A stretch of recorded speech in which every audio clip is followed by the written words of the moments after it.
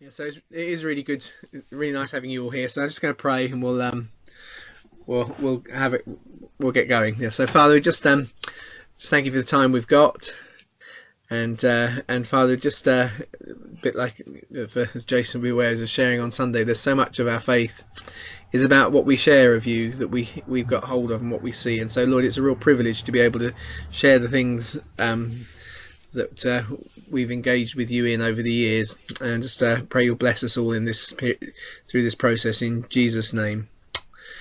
Amen. Amen. Amen. So we started we're finally getting onto it now into February, kind of getting back to how each of the Gospels start. So we kind of took it slightly out of order, as I think I said in the email. Yeah, we did Matthew and then we did Luke, but that was because obviously just before Christmas they're the ones that cover the issues that are related to the Nativity. Although of course actually we didn't really get onto the Nativity when we looked at Luke. We just looked at how he kicks off his Gospel, and same with Matthew. But now so now we're going to do Mark and John. But there's another kind of a way in which you can divide Matthew and Luke against, if you like, Mark and John, and that is that theologians often kind of comment on the fact that Matthew and Luke are built around what they refer to as the Didache, which is the kind of the taught ethical teaching of Jesus, and whereas John and Mark are more built around is what theologians refer to as the Kerygma, which is the kind of the revealed theology of the life of Jesus. If you get that kind of distinction, so it's kind of not totally disingenuous to kind of to look at Matthew and Luke first, and then we'll look at Mark and John. And as I say, they what they have in common is that they're both, if you like, a narrative of the story, and they present their theology in the context of Jesus doing life. That doesn't mean to say that Jesus doesn't teach theology, but very often the kind of things he's teaching, particularly say in John, is actually quite developed and high, and is illustrative of what he's just doing. Whereas in Luke and in Matthew, we kind of get more of this kind of line by line. You should do it like this, and if you're going to do it this way, then do it like that. And actually, you shouldn't divorce your wives for any old matter, and so on, which is much more of a kind of an instructional style of teaching. But anyway, let's come to the beginning and just see how Mark kicks off his gospel, because they all kind of have something to say about the way in which things are going to progress in the way they want to present the story. So if I read through we're going to look at 8 verses, so first 4. So in the beginning of the beginning of the gospel, or the good news of Jesus Christ, the Son of God. As it's written in Isaiah the prophet, or some of your translations won't say Isaiah, they'll just say as it's written in the prophets. Behold, I send you my messenger before your face, who will prepare the way before you. And then the voice of one crying in the wilderness, make ready the way for the Lord, make his path straight. Now John came baptizing in the wilderness and preaching the baptism of repentance for forgiveness of sins.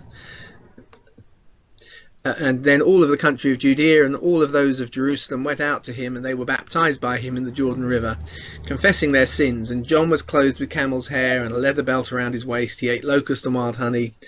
And he preached, saying, after me comes one who's mightier than I, the thong of whose sandal I am not worthy to stoop down and loosen.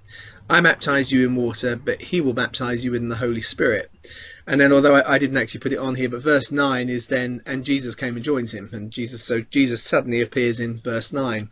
And so there's a kind of although it's not particularly what we're looking at tonight, but there's a kind of a very kind of abrupt, if you like, beginning. This is kind of these 8 verses setting up that John has come, he's preparing something, and then bang, Jesus appears, he gets baptized all in a verse. He comes up out of the water and he's off into the wilderness, he's being tempted. Then he's being ministered to by angels. Animals come to him. He's kind of almost reproducing the Genesis story, with the animals coming to Jesus just as they did to Adam. And then he's back, and he starts traveling around in Galilee. And so there's this very kind of abrupt beginning, and this intro kind of is all we get to set the thing up. I'll come. What I was about to say, I'll leave it to a little bit later as we kind of get to it. But that's the kind of the style of Mark, because Mark is very dramatic. It's very fast moving. Obviously, it's a very tight gospel in terms of numbers of words, and it doesn't waste words. It kind of keeps things rolling and moving. So if we though stop and think about it, it's helpful to remember who it was Mark was, and to understand the context and why he's writing what he's writing. So the early church, what they tell us about the writer of the Gospel, Mark, is totally different from what most academics think today. And I think that today's academics are the ones in error. I think actually that their logic seemed good at first, but as time has gone on, it doesn't really actually work as well as what the early church thought about how Mark's Gospel got written.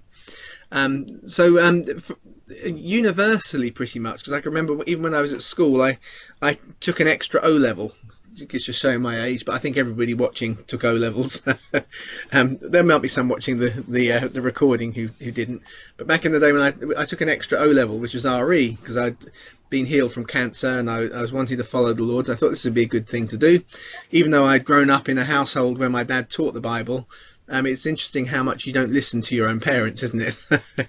That's not totally true. I think I wasn't consciously listening, but I was obviously absorbing something. But we went and studied Mark's Gospel for O level, and there we were just kind of taught that Mark was the first Gospel written, and that's obvious because it's kind of put together in a rather rough way, and it's shorter than the others, and pretty much everything that's covered in Mark, bar a handful of sentences really, is covered in Matthew.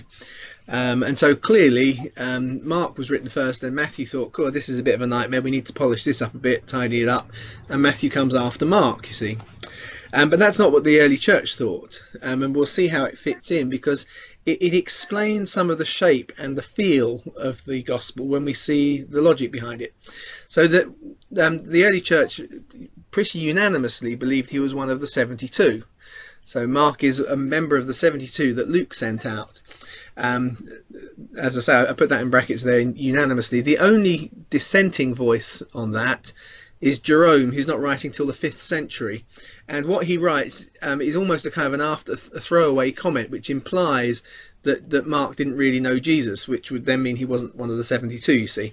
But actually, I think if you look at it, it's just not really, Jerome's just not really thinking. What he's trying to say is Luke wasn't one of the 12. He's not been with Jesus right from the beginning, but we'll see the quote in a minute. So he's one of the 72. He's also, there's a tradition that goes right the way back to the early church, that he is the same as the John Mark character who we meet in the book of Acts, which means he's Barnabas's cousin. The only person who dissents from that idea is a guy called Hippolytus of Rome, who was born around 170, so he's writing into the kind of beginning of the 3rd century, and he may have had his own motives and reasons for downplaying Mark's role, or I don't know if it's exactly downplaying, because obviously Mark is a gospel writer. He's not saying Mark wasn't the gospel writer. What he queries is that he's the same person as John Mark. But Hippolytus was kind of falling out with the other church leaders in Rome at the time, so you never quite know what his agenda is there. But again, we all see, which is pretty much unanimous, he's a disciple of Peter. He's a travelling companion, but he's also discipled by him, and he becomes, if you like, a ministry that operates under Peter's aegis. But there's also, if of course he is John Mark, who's in the book of Acts, we also know, and therefore we need to fit into the story, a phase where he travels with Paul on his first missionary journey. Interestingly, if they are the same person, Paul's taking his first missionary journey, but it's not actually John Mark's first missionary journey, as we'll see. He's already done one with Peter at this stage. So he travels with Paul, he falls out with Paul, of course. He then leaves Paul. He eventually gets reunited because Paul kind of commends him, of course, towards the end. And we're told by the early church, and again, this is pretty universal. So most of what we're looking at here in terms of the traditions are kind of unanimous, apart from maybe a couple of points where there's one, or that's about it, one dissenting voice. And it's not the consistent dissenting voice. So I think this is a very kind of firmly established tradition around the character. And he plants the church in Alexandria, where eventually he's martyred. And I've got there between 62 and 68 AD. And as we're going to see, it's not because he could have been martyred in any one of those years. The issue is, it seems there's a new bishop comes in 62 AD, and the only real question is Mark still alive and travelling, and he doesn't die, which is the tradition of the Eastern Orthodox Church, which of course includes nowadays the church in Alexandria. They see him being martyred in 68, but I'm just trying to think who it was. I think it may be Jerome again, actually, who kind of sees the point of him handing over the leadership of the church there being the same year of his martyrdom. So, but one of those two dates, 62 or 68, I tend towards the 68. I think it gives him a bit more time to have done some other things. But anyway, so you can actually, now we thought about who he is, you can actually fit a bit of a timeline together for the character.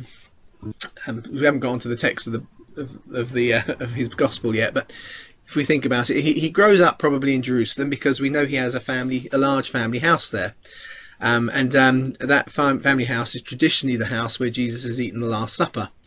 It's the meeting place for the early church, which we read about in Acts 12:12, which actually is a kind of a key turning point for Mark. So he's grown up, so we say up to about 32 AD, he's there in Judea.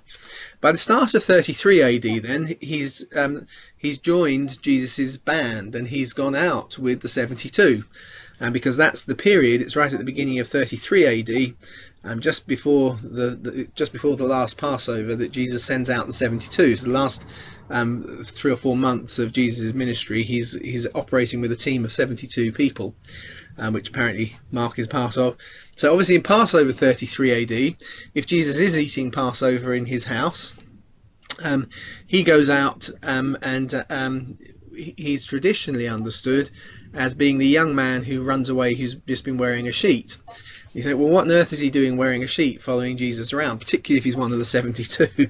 And the kind of, if you're trying to put these things together, and we are speculating a little bit, is if he is a junior member of the family, he has a son, maybe in his teen years at this stage, that actually, and the upper room is being used for the Last Supper, he may have gone off and be sleeping in the family business, which would be the Gethsemane, the olive press, which is what Gethsemane means. It's a working olive press, which therefore will have outbuildings. So he may well be off there, maybe with other members of the family, maybe other younger children, to sleep, when of course Jesus arrives to pray, and then the soldiers turn up and he comes out wearing his bed sheet and so on. So again, it's a bit speculative, but you're kind of pushing the story together. But what becomes less speculative, although to some degree, is in 41 AD when we encounter John Mark's house, or Mark's house. It's because Peter has been arrested by Herod Agrippa, and he's been put in prison. He's been supernaturally released. But the supernatural release means when he turns up at John Mark's house, he is a fugitive. He's a man on the run. He's on kind of Jerusalem's most wanted list, and that's why he says there's a meeting going on, and presumably none of the other apostles are there because they are meeting house to house. He's come to the house, for whatever reason, whether it's led by the Spirit or it's because it's closest to, if he's been locked up in, if Herod Agrippa is based himself in Pilate's old Praetorian Guard building, then that's actually very close to the region where the area where the Last Supper is eaten. So perhaps he just goes because of proximity. He knocks on the door and there's a church meeting going on, but maybe none of the other apostles.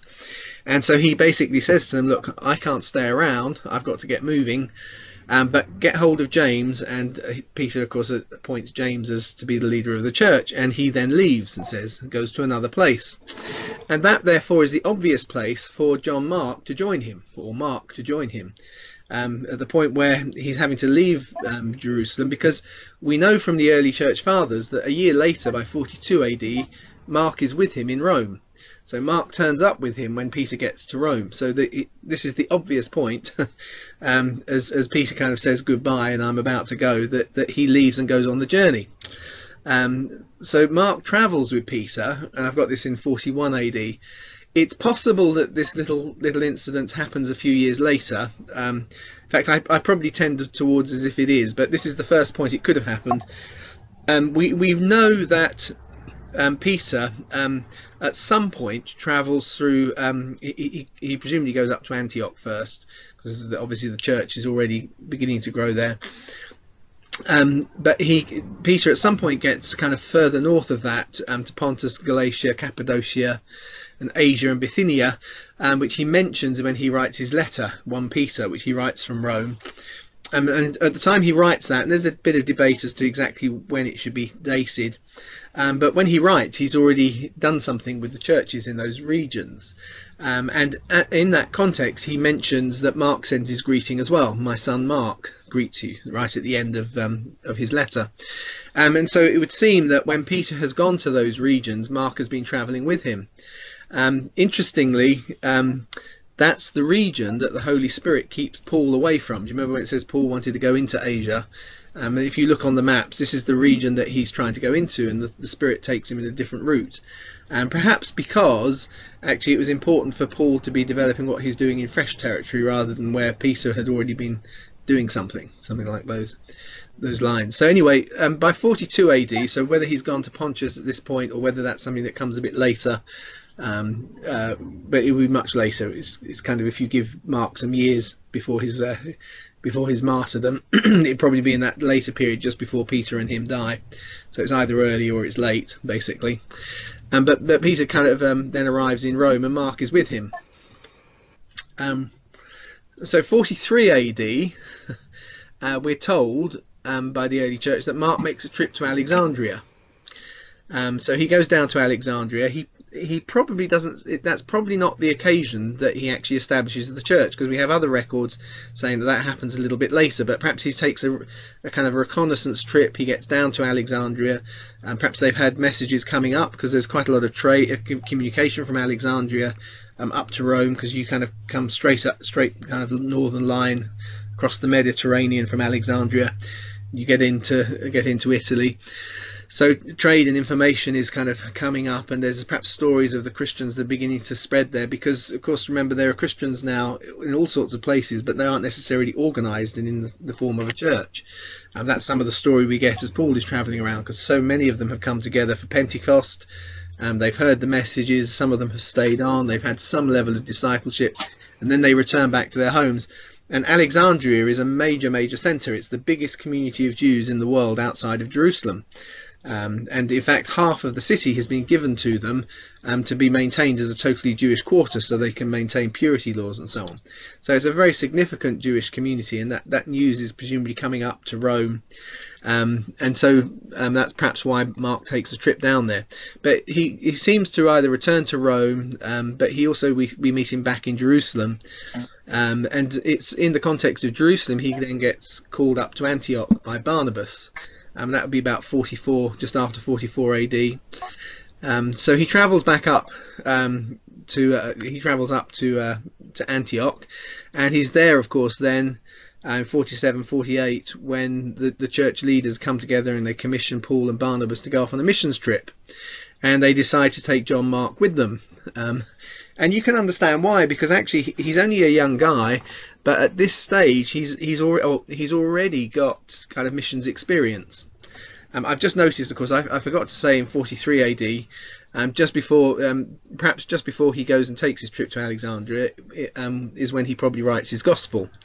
I say the probably, that's where I think he did. You've got two options for where he writes his gospel. We're going to look at the quotes from the early church in a minute, but you'll see the kind of context. This is probably there where he writes it, 43. So he's now written the gospel. He's gone down to Alexandria. He's come back either via Rome or direct. Somehow he's in Jerusalem. He's got called by Barnabas up to Antioch. The mission trip is going out, and he decides to travel with Paul.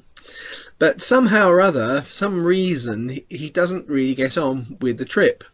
And just to kind of throw some speculation in, there is a conflict at this period, because we read about it in Paul's letters, between the way Peter is understanding the growing kind of nature of the Gentile faith, which is probably much more cautious and trying to draw people into a much more Judaic form of the expression of their faith.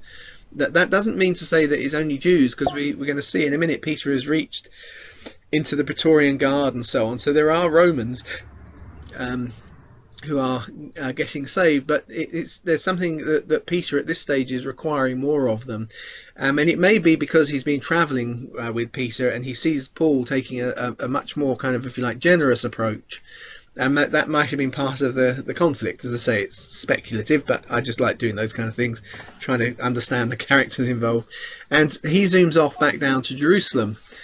It's also interesting to speculate, because some have pondered on this, so it's not just uniquely me thinking this, that it's maybe him coming back to Jerusalem, having left Paul on that first missionary journey, that prompts James to write his famous letter. Which is not against Paul, but it is trying to kind of clarify that grace isn't a cheap and easy grace. It's a grace you're saved for something, not to be anything, if that makes sense. There's often this kind of debate that we get still in church, which is, does grace mean you can do what you like? But no, because grace is a freedom to be something. Yeah, and so therefore you're supposed to be what you've been freed to be. It's hardly grace if you're stuck being something, and then you've got grace, and then you don't do anything with it. It's really the point of James's letter. But that letter, of course, then creates kind of part of the debate amongst Judaizers and so on that gives birth to the Jerusalem Council. And so Mark is seen sometimes as having a role in that, by perhaps taking a message about what's happening with what Paul is doing, and in the kind of the miscommunication and misflow and worries, and we're trying to clarify, and we're trying to feel our way towards this correct balance of grace and truth. But anyway, so after that first kind of abortive trip with Paul, in 49 AD is when the early church sees him actually starting the church in Alexandria. He's already been down once. He goes back there and founds the church in Alexandria, and as a result, in things like in the Catholic tradition, he's understood as the father of the faith in Africa, because of his kind of key role being the first leader of a formal church there in Alexandria. But it seems that, kind of picking up the story, that during that period he's continually relating back to Peter, because Peter is seen as being ultimately oversighting the church in Alexandria, even though he's never gone there, but he's doing it through his disciple Mark.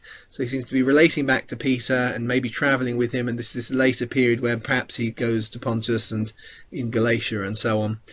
And eventually in 62-63 he passes on the leadership to a guy called Ananias, and there's some traditions that say he's martyred at that point, which is why he passes it on, and others that he's just passed it on and then he gets martyred some years later. So that's the kind of timeline. So we spent an awful lot of time. We haven't even looked at Mark's Gospel yet. so I don't know if that's funny or not. It's but now the Gospel gets written. Let's go back to that point. 43 AD. So Mark starts the process. So here's some quotes. So Papias, he's quoting Eusebius. So Papias, quoted by, not quoting, he's quoted by Eusebius. So Papias was around in the 1st century. So he's very close to these events. You notice he was born in 60, which means that Mark is probably still alive at that point. Anyway, he says Mark became Peter's interpreter, and he wrote accurately all of the things that he remembered, not indeed in order. Okay, this is where it comes from, because he had not heard the Lord, nor had he followed him. And that's I put that in italics, because that's the one kind of quote that seems to imply he wasn't part of the 72. But perhaps all that's being kind of implied here by Eusebius is that he's not there right from the beginning. And he's kind of trying to present him as he's not giving his own eyewitness account, he's giving Peter's eyewitness account, because these are things that Peter saw, not that Mark saw, if you see what I mean. Unlike, I think, leave that. So I think that's probably all that he's driving at, but that's the one dissenting voice in terms of is he part of the 72 or not. So Mark did nothing wrong in writing down single points as he remembered them. For to one thing he gave attention, to leave out nothing of all that he heard, and to make no false statements in them. So the thrust of what Eusebius is telling us that he received from Papias is that Mark's gospel is, if you like, is based on his memory of Peter preaching it in Rome, and on his way to Rome, and in the missions trips he does with him. But he's sat in the story so often, he's heard Peter give them so many times, and he's focused not on trying to add his own perspective. He's honoured Peter as being the source of these things, and he's remembered the details, and he's applied himself that to leave nothing out and to make no false statements. And that actually explains some of, if you like, the strange brevity you sometimes get in Mark's Gospel, because you do that. I do know that Peter said that. I'm not quite sure what he meant by it, but I'm just going to leave it in this way, and we won't try and expand it. I won't try and clarify it. I'll just leave it there. So there's a kind of, that's one of the statements. Irenaeus comes a generation later, says that after there, by which he means Peter and Paul, after then he uses the word departure or leaving, which could mean they've died, or it could just mean they were there for a bit and they moved on, which is what I think is the case. So after their departure, that's Peter and Paul, because both Peter and Paul come to Rome and then they move on. Mark, the disciple and interpreter of Peter, handed on his preaching to us in written form. And the thing to notice is there's not necessarily a sequence here. It's not saying that after they've gone, then Mark wrote it down. What it's saying is that after they had died, we still had it because Mark had left it to us. I think that's the kind of the run of thinking on that. So both of them die in the early 60s, Peter and Paul. And at that stage, though, they've still got Peter's teaching because Mark has given it to them in written form. Clement of Alexandria, it's about 150, says the gospel according to Mark came into being in this way, and I like this one because it gives a little bit more detail. So when Peter had publicly preached the word at Rome, so the issue of publicly here means it's not just heard by Jews, it's probably out in the open somewhere. He's publicly preached it. Those who were present exhorted Mark, who had followed him for a long time and remembered that he had spoken, and to make a record of what was said. And he did this and distributed the gospel among them and asked among those that asked him. And when the matter came to Peter's knowledge, he neither strongly forbade it nor urged it. So the thing we learn from this comment is that it wasn't written down exclusively after Peter had died, which is why I prefer that he left. It's just that actually it's in his absence. Mark is pressurized by members who include oh no, it doesn't say there who it is, but he's pressurized at that point because they want to maintain it, and as he's heard it so many times, to write it down for them. That becomes perhaps the beginning of Mark's gospel, and at some point Peter comes back and he reads it and he doesn't disagree with it, but neither is he making a big thing of you should use this, probably because he's still in his mind using Matthew's gospel. So if we take all of that background now, we come to the start of Mark's gospel. He actually starts in a surprising way, and one of the things that you get is those who see Mark's gospel as not being written by Mark but some other character who we don't know and is anonymous and wrote much later, has to explain is some of the things that, well, some of the things that they think make it look like it's an error or a mistake and wasn't written by someone that close to the incident, actually are resolvable when we understand quite how close Mark is. So he writes and says, the beginning of the gospel. And I always like the fact that it starts with the beginning. It's the first word that the book of Genesis starts with, although it's in the beginning. Of course, the word Bereshit is actually the word beginning with the little suffix, prefix that makes it in. So he's starting in the same way as the book of Genesis is, the beginning of the gospel, the good news. And Mark, if he is the second gospel written, or the third maybe, wherever he comes, he is the only gospel that actually starts by calling, in one sense, his book, or giving it a sense of giving it the title, the gospel. And as a result, we know all of the accounts, Matthew, Mark, Luke and John, we refer to them as gospels. But the term actually comes from Mark's gospel, because here he is. So this is the beginning of the gospel. So what you're about to read, you're starting on line 1, you're about to read the gospel. And that title then becomes a generic way of understanding all 4 of these documents. So the beginning of the good news, or the gospel of Jesus Christ, the Son of God. Now, bold statement. So as it was written in Isaiah the prophet, I put in brackets there, or the prophets, because different translations, well, majority of modern translations get rid of the name Isaiah. But it's there in all the oldest manuscripts. It disappears in later manuscripts. And the reason it disappears in later manuscripts are because the quote that comes next doesn't come from Isaiah. It comes from Malachi, and that's a bit embarrassing. So as time has gone on, you can see people who are transmitting the thing are thinking, oh, hang on, he's made a mistake. We don't want him to make a mistake, so we need to get rid of the word Isaiah, and he just meant the prophets. And so the later manuscripts just have the prophets. This is one of those weird things, in that it actually, as we're going to see, it actually demonstrates almost the antiquity of the beginning of Mark's Gospel, because it actually fits into an understanding that exists in a Hebrew context but wouldn't exist later when those people probably amended the text, as we're going to see in a minute. So he says, "Behold, I send my messenger before your face, who will prepare his way before you," which, as I say, is not a quote from Isaiah. It's actually Malachi 3:1. So how do we understand this? How do we make sense of Mark saying the beginnings of the beginnings of the gospel of Jesus Christ, as is written in Isaiah the prophet, and here's a quote from Malachi? It's actually the whole shape of Mark's beginning is a form of declaration, which is sometimes referred to as a pesher, and we find it used quite a lot in the Qumran community. So we're going right the way back to 1st century around Jerusalem, in that kind of tight Aramaic Hebrew speaking community.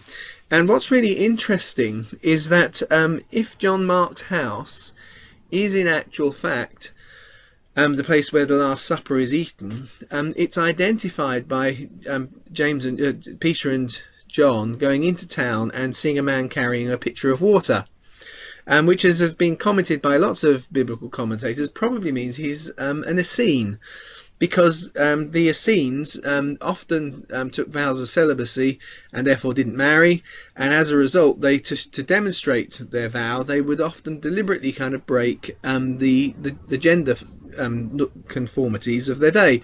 And one of those are that men weren't supposed to carry little pitchers, they were supposed to carry big sacks of water.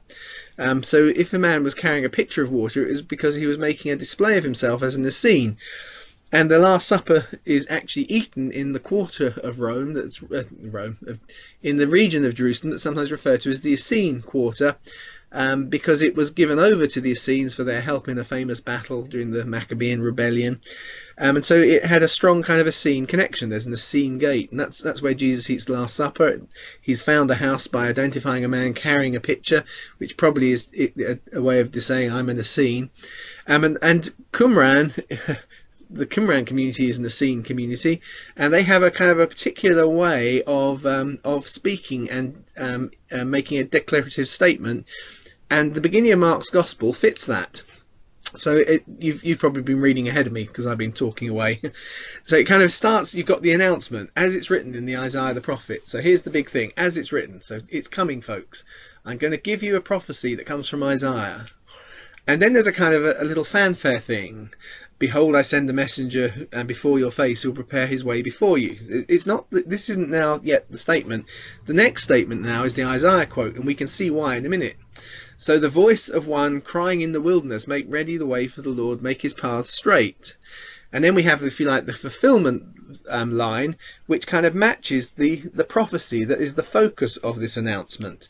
So we can see that the Isaiah prophecy is the focus of Mark's announcement, not the Malachi prophecy, because he uses, when he says it in Hebrew or Aramaic, we actually find, because we miss it in English and you miss it in Greek, John came baptizing in the wilderness, and preaching is the word crying out. So John came baptizing in the wilderness, crying out. So the one in Isaiah, we have one who's crying in the wilderness, and in the confirmation statement, which is, this is the current situation, this is what's happening now, this is the fulfillment of that verse, the same words are replicated. So you've got three ideas. There's the one becomes John, who came baptizing, the wilderness is the wilderness, and he's crying out, which we translate as preaching. But actually in Hebrew or in Aramaic you say it exactly the same way. It's the same idea, it's the same word. The word to cry out and the word to preach are the same word, you see. So hopefully that kind of is making sense of that slightly odd beginning. So this is a very Hebrew or Aramaic way of saying this is a quote from Isaiah that sets up the whole gospel, even though I've given it a fanfare which took from Malachi. But you should know which verse I meant, because I've just kind of matched it word for word. And so that is highly kind of evocative of this, maybe from Mark, maybe it's from Peter, but it's something that has come out of a Hebrew mindset and has now been written in Greek. The Greeks don't get it, but the reason it's there and the reason it's like that is very Hebrew. That will make sense, hopefully. So, keep going. And he says, "Behold, I send a messenger before your face who will prepare the way before you." And that, of course, again, if you go back to the Hebrew of it, that word messenger is a malak, it's an angel. And so Augustine, when he looks at it, identifies Mark's gospel as being kind of connected to the human face in Ezekiel's creatures. If you remember, the creatures that carry the throne of God have got four faces: face of a man, face of an ox, face of an eagle, and the face of a lion. And he identifies it with the man because, and that man is a kind of an angelic man, the angel. But I was going to say, but actually I think he's wrong. But that's partly where it comes from. Is this my messenger is which of course is in the Hebrew is an angel. But to understand Mark's gospel, because it all ties in again to Isaiah, you see, so there's been right from the early church, there's been a recognition that the four gospels kind of give a flavour of Jesus that kind of is perhaps reflected in those four faces in the creatures in Ezekiel. And so I've got the traditional Catholic view, which is over on the left hand side of the screen as I'm looking at it. So Matthew, in that kind of context, I'm just trying to squint and look what they got there. Oh yeah, Matthew I think is the one that there is presented kind of as the angelic man with wings. All of them get given wings. That's the funny thing. All the creatures get given wings because it talks about their wings in Ezekiel. So is the man with wings is Matthew. Mark becomes the lion with wings. Luke becomes the bull with wings, and John is the eagle with wings, because obviously eagles do have wings. And I was saying that there were, in the early church, we saw different views. That's the one that's kind of become the Catholic view. So I've put the list of how they understood the faces in the Gospels. But actually, as time has gone on and we've had the ability to compare the Gospels side by side and really look at them and analyse them and pore over them, a kind of a more modern view comes out slightly different. In that context, Mark becomes much more clearly the bull, which is both a working animal and a sacrifice animal. And it's interesting because that's kind of, if you like, the modern consensus, if you try and match these things to the Gospels, is that the bull is the obvious one for Mark. Because and that of course fits with the idea of the Gospel according to Isaiah, because Isaiah is kind of one of his central kind of incarnational figure. Yes, he has in Isaiah we have the child, but then the kind of the adult figure that is in the focus of Isaiah's prophecy is the suffering servant. And a bull is both a sacrifice, so it suffers, and it's a service animal. It ploughs fields and it does things. And so you see Mark kind of much more clearly comes out, not just because he says it's Isaiah, but actually in the way his gospel is written, and as it kind of moves on. So I kind of like to think of this strange little introduction, the gospel of Jesus Christ according to Isaiah the prophet, because more than any other gospel, Mark is going to show Jesus having to work hard, and of course we see his suffering too, and he kind of therefore represents the face of the bull, or the suffering servant, the suffering sacrifice, which is Isaiah's big agenda. So let's keep going. So I call that kind of the better view. In that kind of mix, in the kind of a modern way of thinking of it, we would look at things, and actually you can see them in lots of different ways. And I've done lots of slides like this, but I've not put them into tonight. But you can see the four faces in the four Gospels quite clearly. And one nice little thing is if you think about the very jobs of the people who stand behind them. So I always, in the modern world, I think we would associate Matthew's as being the kingly face, because his gospel is full of the kingdom of God, and it's full of fulfilled prophecies like you do if someone's a king. Whereas Mark is written by Peter, who's a tradesman, and it's kind of a very action based. There's no genealogy, because who cares what a tradesman's genealogy is at the beginning? It's not important. Kings are, they're important, but not just kind of people who work for you, slaves and servants. And we read a lot more about what Jesus having to put effort into things, whereas in Matthew's gospel Jesus just does them. Then John's gospel, John himself is from a priestly family. We'll see him next time, but we're told he's from a priestly family. So he gives us the eagle's face, the kind of God's eye view, and whereas Luke is a doctor to do with bodies and and humanity, and he gives us the human face, the man's face. So we kind of have that kind of sense, and you kind of get this all tied up in these opening verses, as you can see it all hinted at or beginning to have the foundations laid. So we kind of thought about those first 4. I'm just going to very briefly run through the next 4 because they kind of set us up. So then we read, and all of the country of Judea and all those of Jerusalem went out to him. So we're still talking about John the Baptist. And they were baptized by him in the Jordan River, confessing their sins. Now, we mustn't forget that we've been told that Mark didn't want to add anything and so on, but I still can't help but thinking we've got here, if you like, a very Mark perspective. It may be Peter's story, but Peter is a Galilean. But here, and we know that the Galileans went down as well. But as he recounts the story, as he records the story, he talks about those from Judea and around Jerusalem, because that's where he's grown up. That's the context that Mark has lived in and grown up in. And he remembers the days of John the Baptist going out. And if he is a part of an Essene family with connections in Qumran, which is right in the edge of the wilderness where John kind of starts his ministry, they'll have all of that knowledge, and he kind of therefore perhaps subconsciously presents it as all of Judea and all of Jerusalem. Now, of course, up in Rome, that's quite helpful because they wouldn't want to make a big distinction between different regions of the country. As far as they're concerned, Judea is the famous place. You know, there are some more Roman areas like Decapolis that they may have heard of and so on, but perhaps it's simpler just to kind of say it's all of Judea, even though we know Galilee is involved. And John was clothed in camel's hair, and a leather belt was around his waist, and he ate locusts and wild honey. And again, you got another of these little kind of Aramaic touches, because that doesn't mean very much to a Gentile, but of course to a Jew it makes John look very much like Elijah. And so although Mark is writing for a Gentile context, he is writing with, if you like, all of his Judaism, all his steeped culture, and he's presenting John the Baptist as a kind of a new Elijah who comes dressed in the same way. Because we find that when Ahab asks about the man that he's seen, he says he's dressed in a hair coat with a leather belt around his waist, and he goes, "Oh, that's Elijah." You see, so it's he's making that kind of comparison, and he preached there saying, "Come up," and he summarizes John's message as, "There's someone coming after me, who's mightier than I am, whose thong of whose sandal I'm not worthy to stoop down and loosen.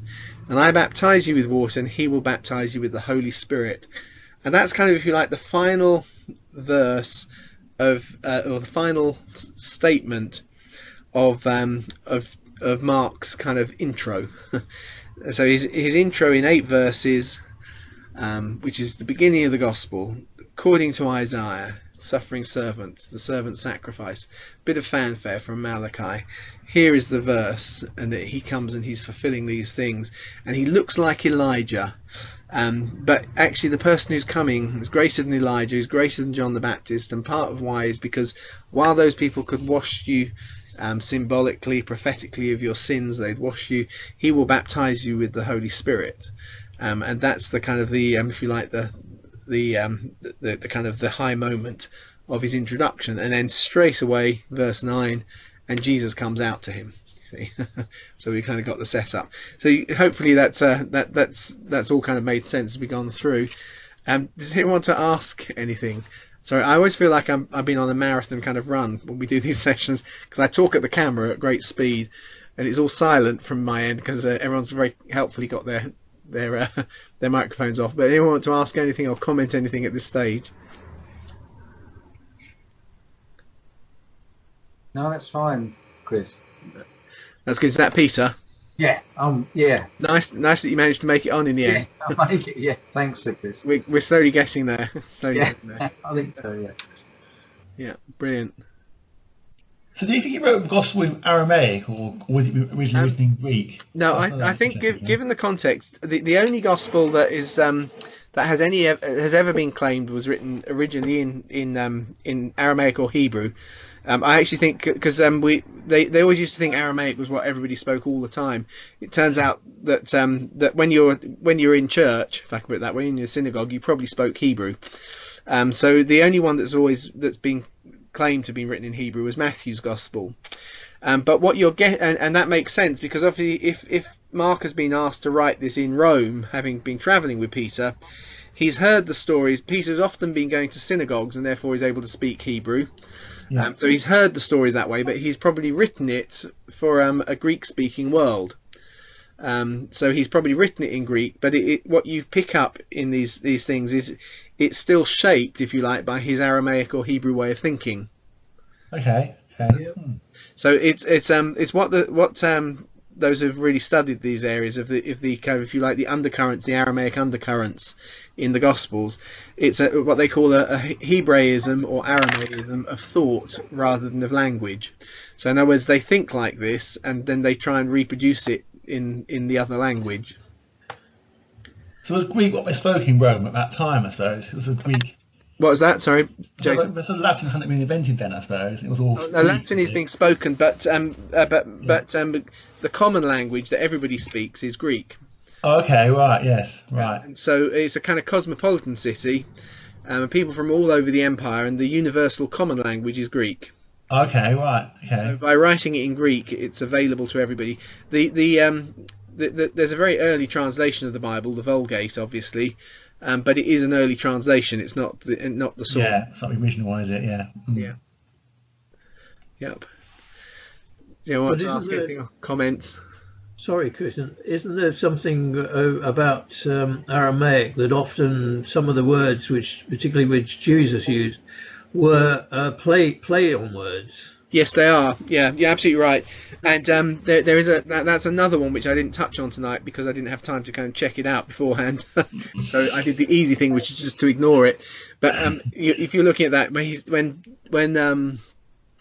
when Mark writes, when he talks about John, he's saying, "After me comes one who's mightier than I, the thong of whose sandal I'm not worthy to stoop down and loosen." And that little phrase you find different in the different Gospels. So some say he loosened the thong, and some say carry the shoes. And you think, oh well, is it just that John said it differently on different times? Why is that? But another possibility is if you actually write those things in Hebrew, they're only a couple of letters difference, carrying the shoes and unloosing the thong of a shoe. As I say, I could, if I'd had longer in preparation, I could have gone and just checked out and be able to put them up side by side, and you can see it's just a couple of letters difference. So it's possible, there's a transmission error or that people even heard it because they would sound very similar as well. So they're sitting there listening. Did he say loosen the thong or did he say carry the shoe? Because they're so close. So yeah, you're absolutely right. But it wasn't so much that, but a play on words sometimes. I mean, I know some of the footnotes in the Passion, they infer that there was a play on words because the words are very similar, and yes, it's almost a joke, or at least well, that's certainly. I know that's true in Luke's Gospel. I've not. I didn't actually check that for this bit, this opening of Mark.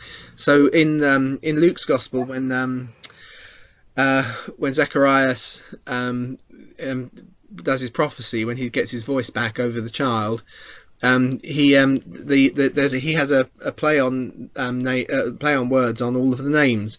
So he talks about Elizabeth is God's promise, is what Elizabeth means, and he talks about the oath or the promise. Zacharias is God's righteousness, and he talks about righteousness. I'm just trying to think through John, which is God's gift or grace, and even Jesus as being salvation. So these are the four names in that mix, and actually these are the ideas and the concepts that come out in his prophecy. So that kind of thing, yes, is something that was a kind of a common. It's quite common in kind of Hebrew wordplay. Hebrew loves wordplay. So yeah, thank you. Yeah. So that's good. If you spotted that in the Passion, I'll have to go and have a look at that in Mark. I haven't got I think now you can get the Passion, the whole of the New Testament, can't you? Yes, I got it for Linda for Christmas. Yeah, I was going to say I think it came out at the end of last year, so I'll have to get that now. I've got a couple of the individual books, but not the whole thing. So. But certainly in John's Gospel, I was reading that the other day, and it's not in this room here, but it's the other end of the house. But I know there were several comments there that he makes, and he's sort of saying this is Jesus was making a play on words, and it's quite interesting. He gives a lot more depth to some of the sayings that he made because he's sort of particularly getting at the Pharisees. Yeah, no, I think that. Yeah, so that's but pointing out to the Pharisees their errors. Yeah, no, and I mean, some of you were aware, you know, I had a really nice endorsement from Brian last year, which is actually I found really encouraging. It gave me a lot more confidence with these books. And actually, this is, you know, probably the reason that the books that are coming out, the Old Testament ones, these are coming out in the nicer format, and we've put more effort and time into them, is partly because of Brian's input. Because he took the two little original ones I'd done, you know, and I was just thinking I'll just keep on going this kind of same format and same sort of length and style and so on. And he asked if he could have, we were doing a conference, he asked if he could have them, and he'd read them both by the next day, and I was a bit nervous because here's a proper Bible translator, and I'd done a lot in those books on things that are to do with wordplay or inferences that aren't necessarily 100%, that they're things that I've inferred, but I think is not unreasonable to infer. And he actually came back and said, no, he said that is the nature of Hebrew. It does that kind of thing all the time, and when we ignore it, we're actually missing part of the meaning. So as a result, it gave me more confidence. So I thought, right, we're going to have to do this. I'm going to be a bit bolder about this. Let's do it a bit better. So yeah. So I'll have to get my own copy at some point, Alex. So. Pop down to Tony Bronneman's. Yeah, that's right. Do that. Good. Anything else? Anyone? Any other comments anyone wants to make, or questions, or? So. Christian, do you think the bit which we attribute to Malachi just sort of a coincidence, or is he actually quoting Malachi and then going on to quote? I think it's part of his way of fanfaring. It's kind of the verse I want to give you is from Isaiah, and I'm going to show you exactly that Isaiah is being fulfilled because he's crying out in the wilderness. So he's the one is John, the one who's crying out in the wilderness, and John comes crying out in the wilderness. So that's the key kind of doublet. It's a repetition of words, which is the way that that Hebrew and Aramaic kind of teachers would kind of tie things together. It's interesting because obviously as someone who does speak publicly, we all have our habits, their cultural habits, for the way we present and make a point. So I regularly find when I'm speaking, I've deliberately created an alliteration. It's almost done at a subconscious level, and it's just to kind of drive a point home. And so apparently it's that kind of almost this doubling of words is a way you're kind of clearly linking the Isaiah verse with the fulfillment straight after. But in that context, you could kind of create a build-up. It's kind of, I'm going to tell you something, and we're going to show you the fulfillment. But it's even more special because it was confirmed by, and here's the verse from Malachi to show he also talked about these things. Yeah, okay, I've got you. Thanks. Yeah. Bridget. Good. Well, thanks everyone for joining me. Okay, thanks, Chris. I have to say, I kind of keep passing on to these things, but you know, I find it's such a pleasure. Sorry, it can sound really, but I'm genuinely grateful for it. Is what I'm trying to say. It's such a pleasure to have the opportunity to share like this, because I actually find it does my own soul good to pass on what I've seen or done or looked at. So you know, it's thanks ever so much for giving me the space. So. And, That's good too. Chris. Thank you. Good. Thanks, Christian. Well, I'll let you get back to other things this evening. Actually, we spent a bit longer tonight, an hour and a half. It's tonight's session. But sometimes I actually aim for these to only be about 40 minutes so that it doesn't take up everybody's whole evening. But anyway, thanks for sticking with me. Okay. Okay. Yeah, thanks all. Bye, Chris. Bye, everyone. Bye.